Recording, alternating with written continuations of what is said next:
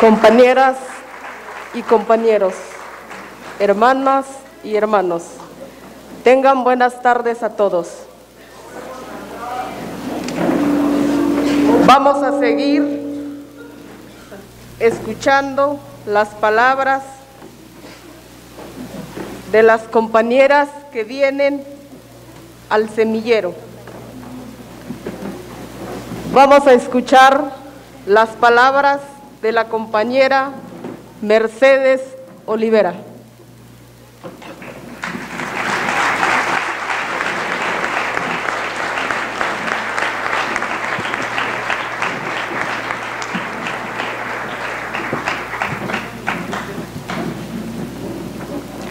Bueno, con permiso de las compañeras, yo escribí una carta a la comandanta Ramona. Querida Ramona, al igual que muchos y muchas de las amigas, compañeras presentes, me preguntarás, ¿por qué te escribo si lo que me han pedido los compañeros, compañeras zapatistas, es que diga cómo veo el proceso del sí? Pero lo que poca gente sabe es que a pesar de mis años, me asusta hablar ante tantas personas importantes. Para calmar mi miedo escénico, prefiero hablar contigo, Ramona, y así, caminando juntas entre los renglones de esta carta, poco a poco iré tomando confianza, como cuando nos encontramos casualmente en el 96 en un hospital de cancerología. ¿Te acuerdas, Ramona, que fue larga la espera? Yo no te identifiqué entonces. Supe que eras tú hasta cuando Rebeldía publicó tu retrato 3 años después de tu muerte. Pero continuando con nuestra vieja conversación, podemos estar de acuerdo, Ramona, en que la guerra contra insurgente que instaló el ejército en el 94 no ha parado. El gobierno sigue disputando población y territorio con diversas tácticas, pero a pesar del escenario de guerra, el EZ sigue dándonos un fuerte impulso para que nos organicemos como población civil, ahora con el sí. Pero antes de pasar a ese tema, quiero comentarte, Ramona, que el 8 de marzo te oí, sí, te vi multiplicada en cada una de las más de 2,000 jóvenes, bases, formadoras, artistas, milicianas, electricistas, tercias, etcétera, del EZ, que llegaron a trabajar, construir, organizar colectivamente y a entregarnos ese grandioso y mágico espacio de encuentro y de escucha en Morelia. Ahí estuviste, Ramona, con tu fuerza, tu rebeldía, con tu resistencia, tu alegría, tus bromas, tus sonrisas y esperanzas. Semilla multiplicada, crecida, mirando mucho más allá del horizonte. Nunca más un mundo sin nosotros, Ramona. Tal vez para ti ver y oír a esas jóvenes zapatistas no fue novedad, porque las has visto nacer, crecer y multiplicarse en su resistencia día a día. Pero las que vivimos fuera, fue maravilloso verlas actuando como una sola, percibir su ritmo de tolerancia y armonía en la preparación colectiva que hicieron, previendo hasta el último detalle del encuentro y recibiéndonos con una escucha ejemplar, como tú lo hiciste al recorrer sus comunidades junto con Ana María, elaborando, discutiendo, ejercitando la ley revolucionaria de las mujeres. En Morelia, una emoción colectiva inundó de paz y seguridad nuestros cuerpos. Estoy segura, Ramona, de que ninguna de las que estuvimos allá podremos olvidar la lección de feminismo y tolerancia que nos dieron las jóvenes zapatistas. por los oídos, por los ojos, por la razón, por la piel, nos llegaron múltiples mensajes de resistencia, comunalidad y lucha por la justicia que nos unieron a las 8 o 10 mil mujeres que estuvimos allí durante 3 días y 3 noches, en encuentros profundos a través de la música, la palabra, la imagen, el movimiento, la razón y la sinrazón. Fue una experiencia única de conocer, ver, oír, sentir en todo nuestro ser que sí es posible construir otro mundo, contrastando con la monstruosa realidad que padecemos en nuestro país y en el mundo entero. No quiero extenderme mucho, Ramona, pero es necesario que te diga que las jóvenes zapatistas nos dieron a las viejas y nuevas feministas una lección teórica y práctica del feminismo revolucionario que practican en sus caracoles, sin la necesidad siquiera de darle ese nombre. Desde la convocatoria dirigida a las mujeres que luchan, ejercieron su sabiduría. Ninguna se sintió excluida. Llegamos todas las que luchamos, provenientes de muchos lugares, israelitas en resistencia, mapuches, mexicanas, catalanas, vascas, zapotecas, cubanas, triques, argentinas, kurdas, colombianas, quechís, peruanas, brasileñas, canadienses, norteamericanas, coreanas, guatemaltecas, de todas partes. La lucha de las mujeres es mundial y Morelia se universalizó con esa convocatoria. Nuestra fuerza personal se engrandeció con esa fuerza colectiva mundial armonizada por las zapatistas. Y fue sorprendente, Ramona, que estuvimos presentes mujeres de posiciones feministas muy diferentes y hasta encontradas, compartiendo sin conflicto. Estuvimos las que luchamos contra las privatizaciones y el extractivismo, las que luchan por las desigualdades intersectadas, las decoloniales, las asesoras rurales, las anarquistas, las de los movimientos urbanos y populares, las lesbianas, las que armadas defienden su derecho a la existencia, las socialistas, las trans, las autónomas, y aún estuvieron las felizólogas que reivindicaron con sus desnudos el placer sexual como derecho primordial. Todas pudimos expresarnos, sentirnos unidas y fuertes, porque todas luchamos, ciertamente de muy diferentes maneras, pero eso, la lucha, es lo que nos une como mujeres. Ellas, nuestras anfitrionas, siguiendo tu ejemplo, Ramona, nos oyeron a todas con gran respeto y sin reclamos, y en la clausura, con toda sinceridad y cariño, dijeron que no todos nos entienden, pero que tomarán de cada una lo que les sea útil. Sí, Ramona, nos dieron una gran lección de tolerancia y de política.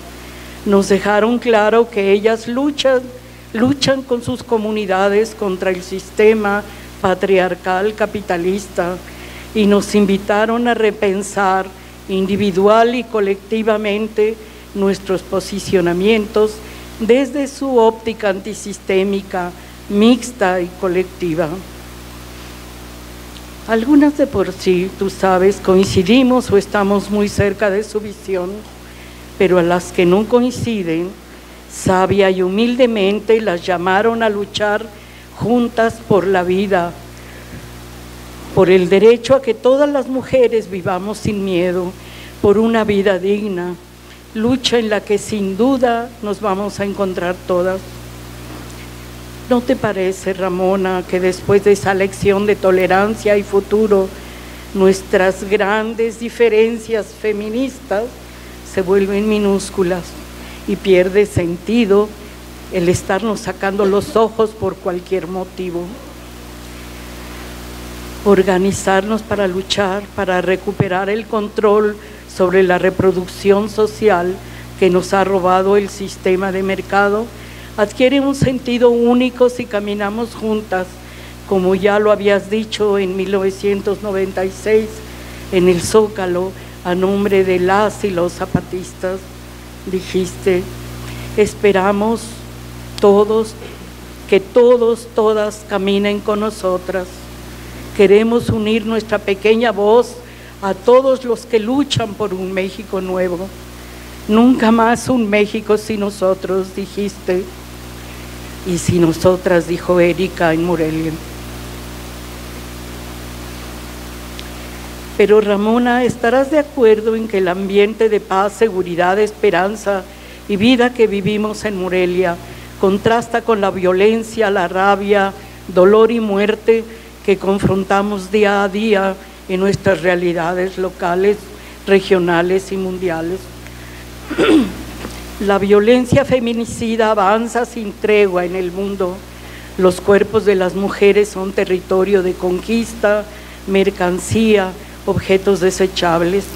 Hace unos días nos llegó la noticia de que Doris Valenzuela, compañera defensora colombiana, sobreviviente de un atentado y con 2 hijos asesinados, pidió asilo en España. Pero ¿qué crees, Ramona? Su pareja la mató antes de salir.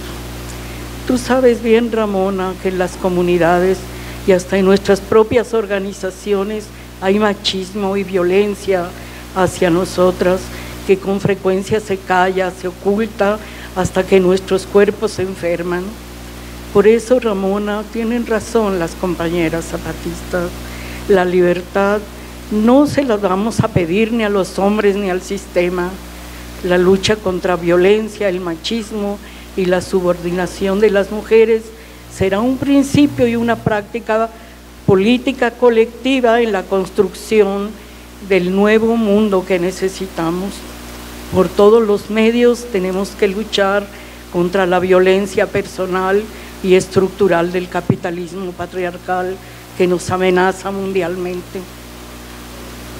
Las guerras en el Medio Oriente contra los pueblos palestinos, sirios y más al norte contra las y los compañeros kurdos, pretextando una lucha contra el Estado Islámico, han causado miles de muertes, desplazamientos masivos de población y muertes que no se pueden separar de intereses norteamericanos y de sus aliados turcos e israelitas para controlar las zonas petroleras, la venta de armas y para dominar el mercado mundial en competencia con los intereses rusos y la creciente economía del comercio chino.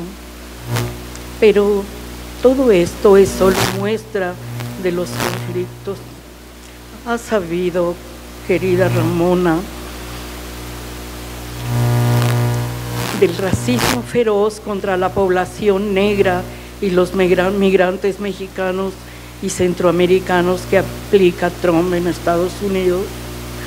La crisis económica y política va creciendo día a día en todo el mundo en forma imparable, aumentando nuestras dependencias. Algo que tenemos que tomar en cuenta, Ramona, en nuestras estrategias de lucha, es que los estados nacionales desde los 80 han ido perdiendo su poder ante el sistema neoliberal. Es muy cierto el mensaje de las zapatistas en Morelia. El enemigo a destruir es el sistema mundial capitalista. Los estados nacionales son solo las uñas de la hidra. Tenemos que unir nuestras fuerzas de pueblos para eliminarla.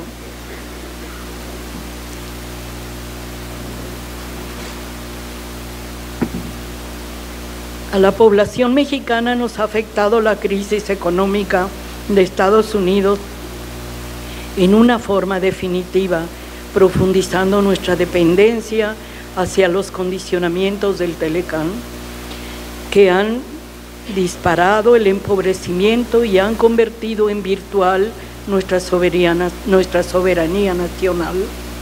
La imposición del neoextractivismo en América Latina, las garantías e instrumentos de presión que tienen los empresarios contra los gobiernos nos deja en una desprotección tan grande que tenemos que someternos cada vez más al imperio, que no solo quiere cobrarnos el costo del muro contra el narco y la migración, sino ha extendido prácticamente su frontera y su poder militar hasta Guatemala, supuestamente para que los marines enseñen al ejército mexicano cómo combatir el narco.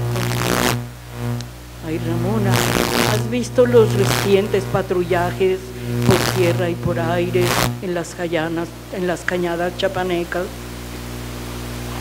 Pero el narco es parte del sistema también y cómplice dominante de los corruptos gobiernos locales, estatales y nacional de nuestro país y de otros de América Latina. Los jóvenes desaparecidos en Ayotzinapa y los miles de desaparecidos en todo el país y en todo el mundo son víctimas del sistema capitalista narcoestatal. El problema de la migración de centroamericanos y centroamericanas, mexicanos y mexicanas a Estados Unidos es cada vez más grave, cruel y violento. Las millonarias bandas del narco se disputan el mercado de migrantes sometiéndolos a su poder, además de cobrarles estratosféricos precios para ingresarlos a Estados Unidos, los secuestran y los obligan a trabajar en el mercado de la droga, combatiendo a otras bandas. Son suyas las fosas con cientos de cadáveres y esqueletos de migrantes encontradas cotidianamente por las autoridades sin que nadie intente poner solución. Pero ay, Ramona, para las mujeres migrantes es peor, porque sus cuerpos jóvenes son mercancías muy codiciadas. La necesidad de obtener dinero las hace presa fácil de las redes internacionales de la industria roja transnacional que obtiene ganancias multimillonarias, no solo de la prostitución, sino también del tráfico de órganos y de armas. ¿Sabes, Ramona, que hay modernos negocios de prostitución en el norte de nuestro país, en donde los clientes pagan altos precios por el placer sadomasoquista de golpear, herir y hasta sacrificar a las mujeres? La mayor parte de ellas son migrantes centroamericanas secuestradas. Una que logró escapar me enseñó sus heridas y cicatrices, pero se negó a denunciar por miedo a la mafia. Pero la pregunta clave, Ramona, es por qué cada vez hay más gente que tiene necesidad de emigrar. Sin duda, como todos los graves problemas de violencia que padecemos, tiene un carácter sistémico relacionado con la desestructuración de las economías campesinas e industriales de Abya Yala y las nuevas formas de acumulación y centralización neoliberal del capital que ha polarizado económica y socialmente al mundo. ¿No es cierto?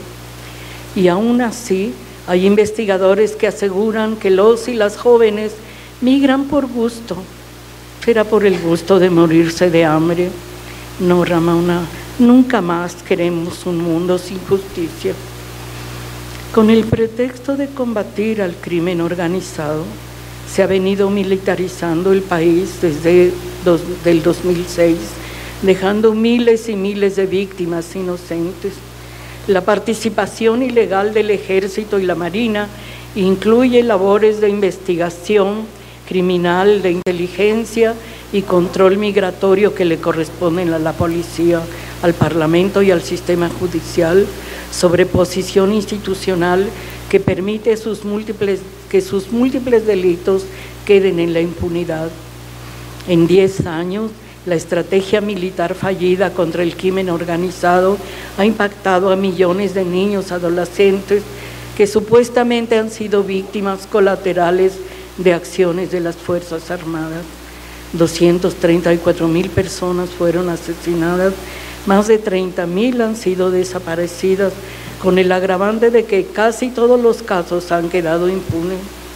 En Chiapas, Colem registró que en 2016 fallecieron 138 mujeres por muerte violenta.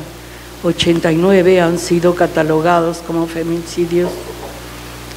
Pero la desvergüenza más grande, ¿sabes, querida Ramona, cuál es? Pues que el Congreso Nacional, a fines del año pasado, aprobó inconstitucionalmente la Ley de Seguridad Interior que legaliza la militarización y la impunidad para el Ejército y la Marina, convirtiendo al país de facto en un Estado militarizado, sin que valieran los cientos de protestas nacionales e internacionales que se hicieron llegar al gobierno.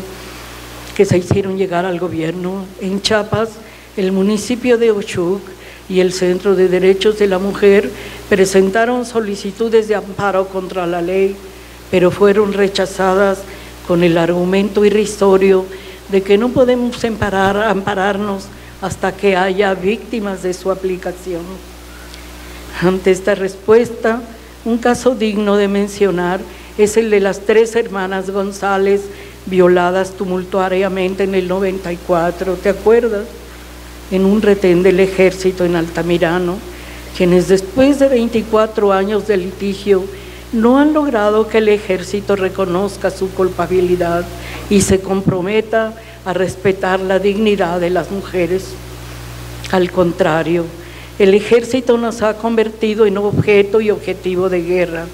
Su presencia dentro de las comunidades es causa de violaciones, embarazos no deseados, estigmatizaciones, abandonos y otros muchos. Con frecuencia los militares involucran a las mujeres en problemas de drogas, prostitución, alcoholismo y otras plagas que destruyen el tejido social, asesinando, desapareciendo, secuestrando a miles de mujeres, autoridades y miembros de las estructuras tradicionales.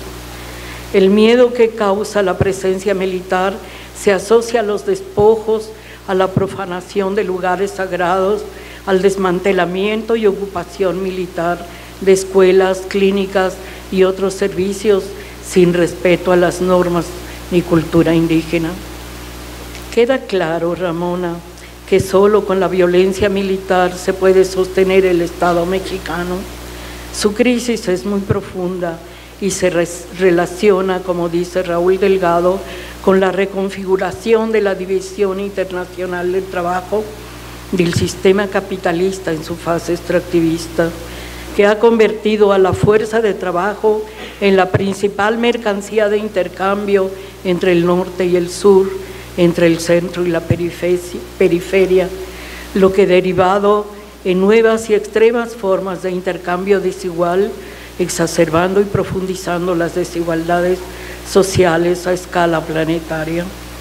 Exportamos fuerza de trabajo nacida y crecida con nuestro esfuerzo de mujeres y cuidados de mujeres de todas las clases sociales que nunca han sido reconocidos, pero además esa fuerza de trabajo ha sido educada y capacitada con la inversión de dinero, trabajo y impuestos de los y las mexicanas.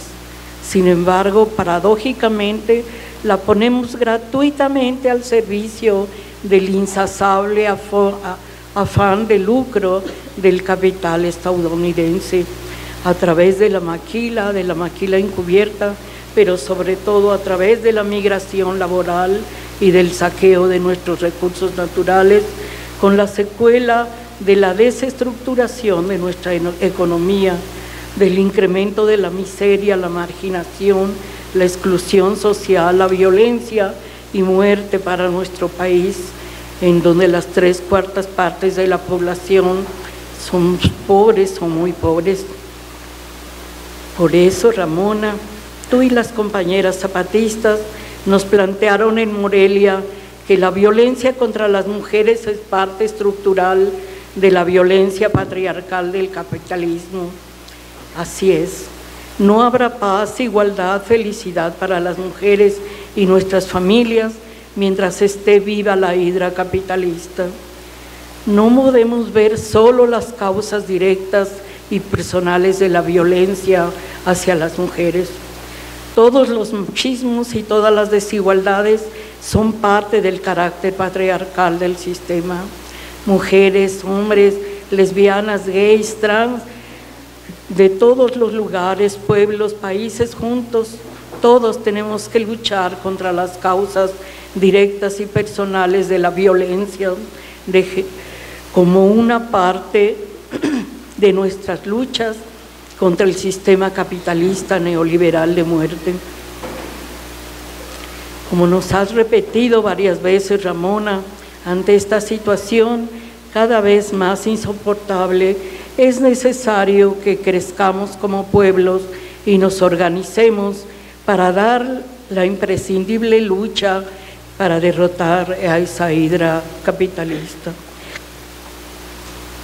Por eso, aprovechando la convocatoria a las elecciones presidenciales, el Congreso Nacional Indígena, del que fuiste fundadora en el 95, acordó junto con el EZETA, del que también formas parte, formar un Consejo Indígena de Gobierno y lanzar a Mari Chuy como nuestra candidata independiente, no para llegar a la presidencia por la vía electoral, sino para abrir un espacio nacional al reconocimiento de los pueblos y sobre todo para fortalecer las organizaciones que nos oponemos al sistema.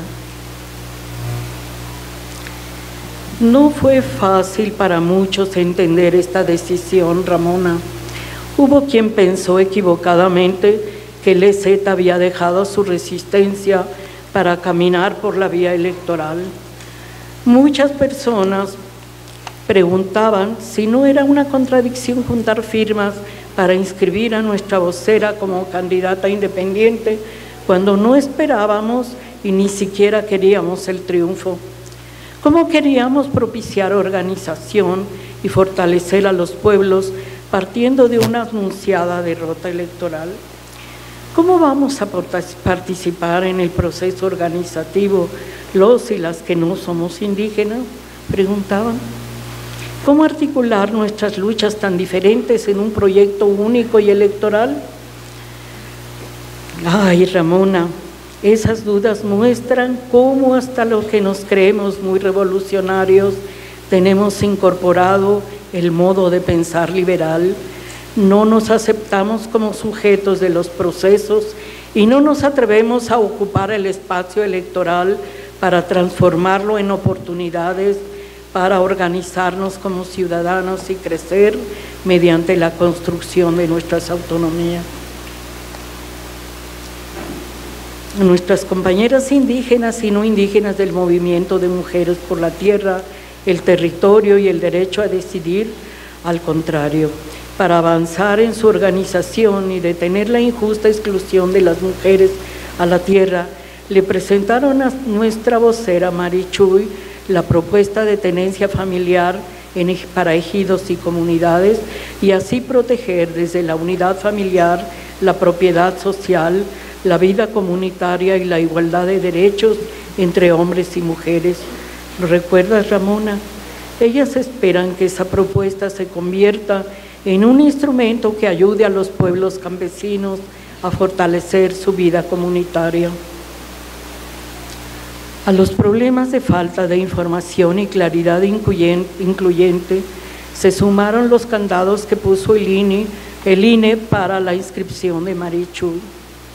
¿Cómo poder reunir 867,000 firmas de al menos 17 estados del país mediante celulares gama media que no todos tenemos y muchos no supimos manejar? Esto excluyó a la mayoría de los pobres y dificultó recoger firmas, sobre todo en las zonas indígenas donde no hay señal.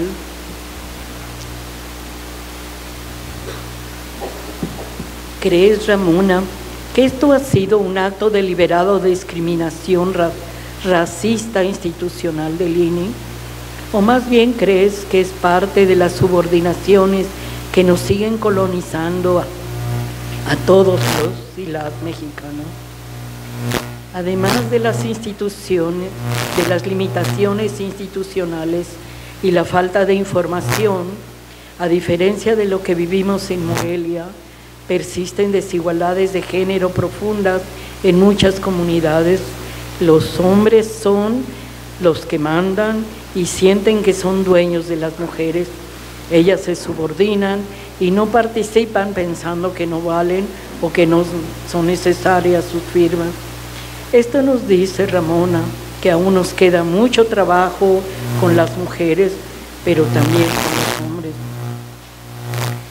Otras personas nos preguntaron por qué aceptamos las condiciones leoninas del INE. ¿Crees que valió la pena la chinga que se llevaron los 10,000 auxiliares, los y las integrantes de la asociación civil? Llegó la hora del florecimiento de los pueblos, las y los delegadas del SIC y de otros grupos solidarios que realizaron, apoyaron, impulsaron, financiaron y acompañaron el proceso, logrando conseguir en el poco tiempo la tercera parte de las firmas. Solo en Chiapas y en otro estado que no me acuerdo cuál es, se logró reunir el 1% que exigía el INE de acuerdo al padrón electoral. Tal vez como experiencia estuvo bien, ¿no crees, Ramona? Pero quizás nos debemos cuidar de repetirla, sobre todo ante la descarada burla que el Tribunal Electoral del Poder Judicial ha hecho de la ciudadanía con la imposición arbitraria del Bronco como candidato independiente cuando cometió cualquier cantidad de trampas. ¿Tú qué opinas, Ramona? ¿Cómo? Dices que es mejor enfatizar lo positivo de la movilización lograda. Dices que tenemos que ver hacia el futuro. Tal vez tienes razón, Ramona, pero a mí, como a otros muchos y muchas, nos cuesta trascender el fantasma de la injusticia y la obsolescencia del sistema electoral, y nos detenemos en la rabia y en la victimización inútil que nos paralizan. Es verdad que al haber aprovechado tácticamente el proceso electoral, ahora somos más. Avanzamos en conciencia y en organización. Muchas comunidades y personas que fueron bases de apoyo o simpatizantes del EZ y que por diversas razones se habían alejado, encontraron nuevamente un lugar para participar. No solo nos volvimos a reunir, sino fortalecimos nuestra esperanza en la construcción del mundo que queremos. Hay que reconocer la fortaleza y la entereza que Mayrichuy mostró durante su gira. Hay que reconocer el trabajo de organización que realizaron la coordinación, los concejales del Consejo Nacional Indígena, así como los delegados del SIC por todo el país. Los grupos de apoyo en cada lugar, como el de Chiapas, también hicieron un trabajo importante. Sí, Ramona, hay que hacer nuestra evaluación pensando en lo que sigue y fuera del sistema electoral. Otra de las partes positivas fue la formación de la AC, Núcleo Red de Apoyo del SIC, pues además de haber cubierto tareas importantes en la relación con el INE, la difusión de la información y el apoyo a las giras de Mayrichuy, hay que reconocer que sobrepasando las tendencias intelectuales de unos más, de otros menos, de los integrantes, nos creció un espíritu compromiso de colectividad y de militancia que nos ha fortalecido y nos ha permitido conocernos, reconocernos y encauzar nuestras capacidades y fortalezas revolucionariamente. Una mención especial merece Alicia Castellanos por la fiscalización de los ingresos-egresos que hizo con una transparencia, orden y sistematización tan excepcionales que hasta los asesores del INE la reconocieron. Otros compañeros que hay que reconocer, bueno, son Sergio, Gilberto, Juan Milloro, Gilberto López y Rivas, Raúl Delgado, Jorge Alonso y otros muchos que tú conoces muy bien por su trabajo. Seguramente los y las compañeras concejales y delegados del CID harán una evaluación detallada de las experiencias del proceso, de las que saldrán muchos aprendizajes para que sigamos adelante. Aquí solo te apunto, Ramona, la conclusión general a la que hemos llegado en el Centro de Derechos de la Mujer. A pesar de que no reunimos las firmas necesarias para que Chuy esté en las boletas electorales, reconocemos que se logró un importante avance político, porque en torno a la convocatoria del Consejo Nacional Indígena y del EZLN se construyó, amplió y revitalizó un espacio social autónomo de participación política con un gobierno indígena que abre un nuevo horizonte al caminar de nuestros pueblos. Tenemos que seguir adelante. Las lecciones e impulso que tú y los compañeros zapatistas nos han dado de unidad, autonomía, resistencia antisistémica, han tenido una réplica ampliada en este nuevo proceso. ¿No crees, Ramona, que por fin estamos a punto de descubrir y asumir colectivamente como sociedad civil nuestra capacidad de autogobernarnos?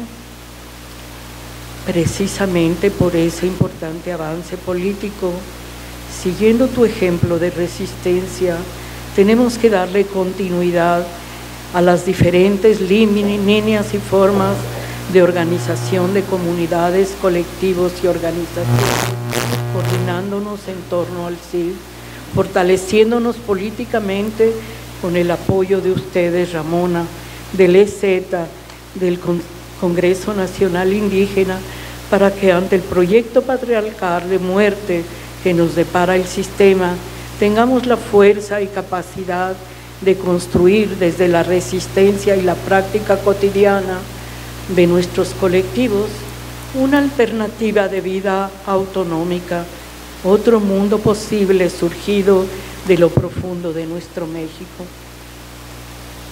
Sabemos bien, Ramona, que no es fácil ni será rápido. Muchos retos se ven y no se ven, pero están en el horizonte. La hidra capitalista abre sus fauces mortíferas.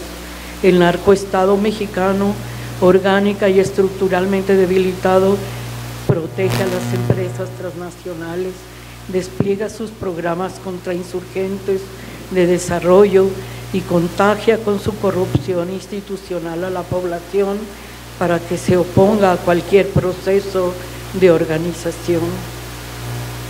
Me preocupan también, Ramona, el racismo que coloniza a gran parte de nuestra población y las falsas ilusiones de mejora que parecen renovarse con las elecciones. Ay, Ramona, muchos problemas. Y esta carta ya se hizo muy largo. No acabo de expresar mis preocupaciones y mis sueños. Pero antes de despedirnos, quiero pedirte que les hagas saber a los compañeros, compañeras zapatistas, que vemos en nuestro horizonte luces de un camino trazados por ti y por ellos. Asumimos ahora en la práctica que tenemos que organizarnos bien y trazar estrategias para ir construyendo nuestras autonomías o lo que corresponda para encontrar la mejor forma de crecer y avanzar colectivamente hacia lo que queremos.